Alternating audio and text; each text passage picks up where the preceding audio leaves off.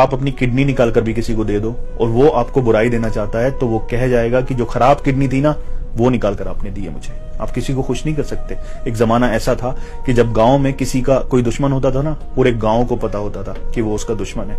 आज आपकी थाली में आपके साथ बैठकर खा कर चला जाएगा और आपको पता नहीं चलेगा कि वो आपका दुश्मन है, दोस्त है। पुराने दौर में जब कोई गांव छोड़कर दूसरे शहर या दूसरे देश कमाने जाता था तो पूरे गांव की आंखें नम होती थी, पूरा गांव उसको छोड़ने आता था। आज आपको लोग कब्रिस्तान छोड़कर आ जाएंगे और हंसते रहेंगे। ये जमाना है। लोगों को खुश करना ऐसा है जैसे बहुत सारी मेंढकों को तराजू में तोलना, एक रखो तो दूसरा कूद जाता है। लोगों की परवाह मत करो। हम लोगों को खुश करने के लिए नहीं आए हैं। बस ख्याल रखो किसी का दिल ना दुखे, ख्याल रखो किसी का हक ना मारा जाए, ख्याल रखो हम किसी की रोने की वजह ना बने, ख्याल रखो कि हमारी मौजूदगी किसी की मुस्कुराहट की वजह बनी रहे, ख्याल रखो कि हमारी वजह से कोई जिंदगी जिए, ख्याल रखो कि हमें रब को खुश करना है। हम लोगों को खुश करने के लिए नहीं आए।